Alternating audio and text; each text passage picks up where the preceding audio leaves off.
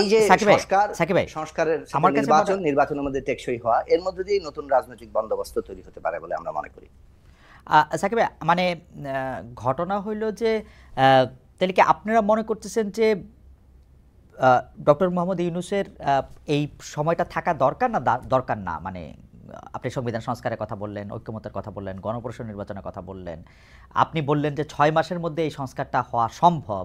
এই 6 মাসের মধ্যে কি এই সংস্কারটা হবে পার্লামেন্টের মধ্যে, মানে নতুন নির্বাচিত সরকার এসে করবে, নাকি ডক্টর ইউনূসই করবে? এটা যতদিন লাগলো, এবং এই সংস্কার এবং ঐক্যমত্য আমি যা দেখি আর কি, এইটা অনেক দিনের মধ্যে আসলে সম্ভব না, মানে 6 মাসের মধ্যে আসলে সম্ভব না।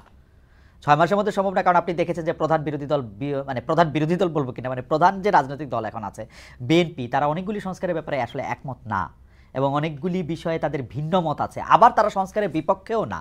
তো সেই ক্ষেত্রে কি একটি নির্বাচিত দল এসে এই সংস্কারগুলি করবে, নাকি ডক্টর মোহাম্মদ ইউনূস যেভাবে রাষ্ট্র চালাচ্ছেন সেভাবে তিনি রাষ্ট্র চালিয়ে যাবেন, এর মধ্যে থেকে তিনি সংস্কার করবেন, নির্বাচনের জন্য দেশ এবং দল রেডি হবে, তারপর করবে? আপনি কোনটি আকাঙ্ক্ষা করছেন?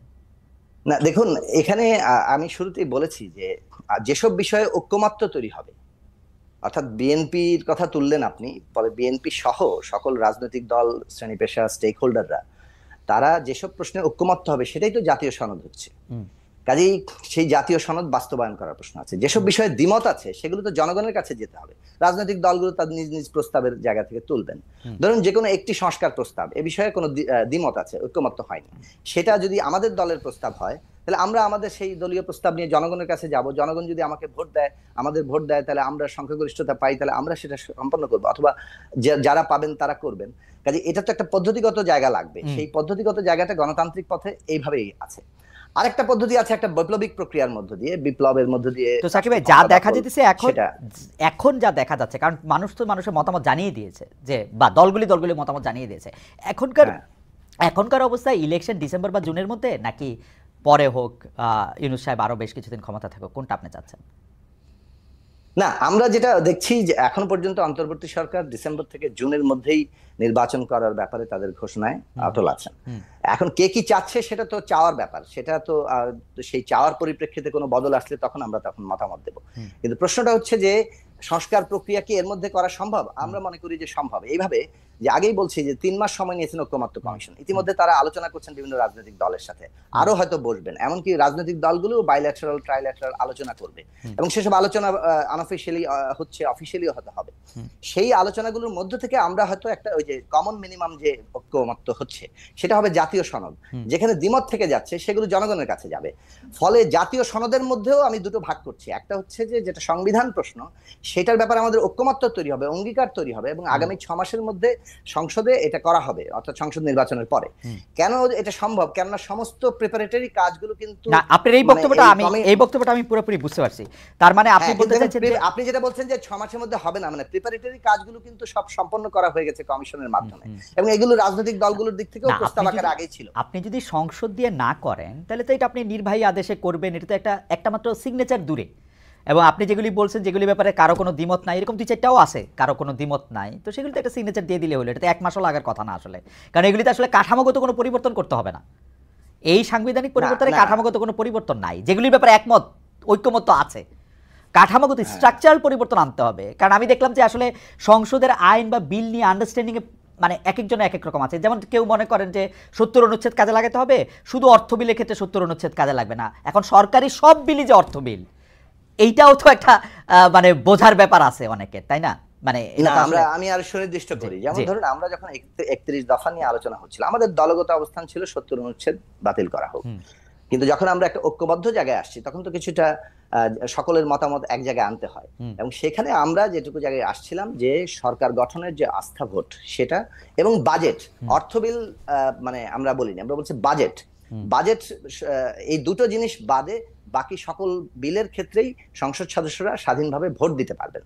এই যে জায়গা, এটার অনেক ফলাফল আছে, যে ধরুন এর ফলেও রাজনৈতিক দলগুলোর মধ্যে গণতন্ত্র চর্চার একটা গুরুত্বপূর্ণ অগ্রগতি ঘটবে।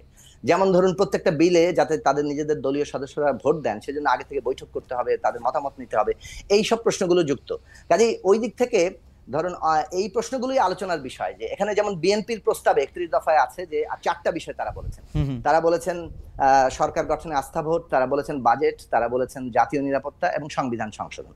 তো এরকম আছে। এখন এই বিষয়গুলো নিয়ে আলোচনাটা হবে যে কে কতটা ছাড় দিচ্ছে এবং কোন বিষয়গুলো আসলেই রাষ্ট্রের গুণগত পরিবর্তনের জন্য এবং বিশেষভাবে ক্ষমতার ভারসাম্য এবং জবাবদিহিতার জন্য অপরিহার্য। এখন ধরুন দ্বিকক্ষ বিশিষ্ট মানে সংসদের কথা বলা হয়েছে, এটার ব্যাপারে ধরুন বিএনপিরও প্রস্তাবনা আছে, আমাদেরও প্রস্তাবনা আছে। আমার মনে হয় যে কমিশনের দিক থেকেও প্রস্তাব করা আছে, অন্যান্য দলগুলো তেমন কোনো বিরোধিতার খবর আমরা শুনিনি। কাজেই সেই দিক থেকে ধরুন এটা কিন্তু একটা স্ট্রাকচারাল চেঞ্জেস বাংলাদেশের মানে কাঠামোগত, এরকম অনেকগুলো কাঠামোগত প্রস্তাব আছে। কিন্তু যেমন ধরেন সাংবিধানিক পদগুলোতে নিয়োগের অথরিটি কি হবে, এই প্রশ্নেও কিন্তু এখনো পর্যন্ত অনেকটা পার্থক্য আছে। আমাদের দিক থেকে প্রস্তাব ছিল সাংবিধানিক পদগুলোতে নিয়োগের অথরিটি হবে সাংবিধানিক কমিশন। ওকে, আমার মনে হয় যে আমরা ওই ডিটেলটাতে আমরা না যাই। মানে সোজা কথা হলো যে আপনি মনে করতেছেন যে যেসব বিষয়গুলিতে ঐকমত্য আছে সেসব ঐকমত্য সম্পন্ন বিষয়গুলি খুব সহজে করে নেওয়া সম্ভব এই সময়ের মধ্যে, এবং যেগুলির ক্ষেত্রে আসলে জনগণের কাছে যেতে হবে সেগুলি প্রত্যেকটা দল তাদের ইশতেহার নিয়ে, তাদের নির্বাচনী ম্যানিফেস্টো নিয়ে তারা জনগণের কাছে যাবে। অর্থাৎ ডিসেম্বর থেকে জুনের মধ্যে থেকে ইলেকশন হওয়াটা এটা সম্ভব বলে আপনি মনে করছেন, এবং আমি সম্ভব বলে মনে করি। আপনি সম্ভব বলে আমরা মনে করি সম্ভব। কিন্তু আমি আকাঙ্ক্ষার জায়গাটা থেকে জানতে চাইছিলাম, কারণ হচ্ছে যে এখন সোশ্যাল ক্যাম্পেইনে আমাদের এখানে আমরা যখন কথা বলতেছি তখনও আসলে প্রচুর লোক মনে করতেছেন যে আমরা পলিটিক্যাল পার্টির থেকে সরকার মানে ডক্টর মোহাম্মদ ইউনূস পরিচালিত বা এই সরকারটাকেই তারা দেখতে চান। সেই ক্ষেত্রে আপনি কি মনে করেন বা আপনার কাঙ্ক্ষাটা আমরা একটু জানতে চাইছিলাম যে আপনিও কি মনে করেন যে তার সময়টা একটু? না, আমার আকাঙ্ক্ষার চাইতে আমি পদ্ধতিগত দিকটা বলি। দেখুন, এই সরকারটি গঠিত হয়েছে, যদিও এটা সুপ্রিম কোর্টের কাছ থেকে একটা আইনগত মানে যাকে বলে যে বৈধতা নেওয়া হয়েছে, কিন্তু সরকারের সবচেয়ে বড় শক্তি হচ্ছে একটা বড় গণ অভ্যুত্থানের মধ্যে দিয়ে যে অভ্যুত্থানের অংশগ্রহণকারী মোটা দাগের সকল পক্ষ এই সরকারকে সমর্থন দিয়েছে।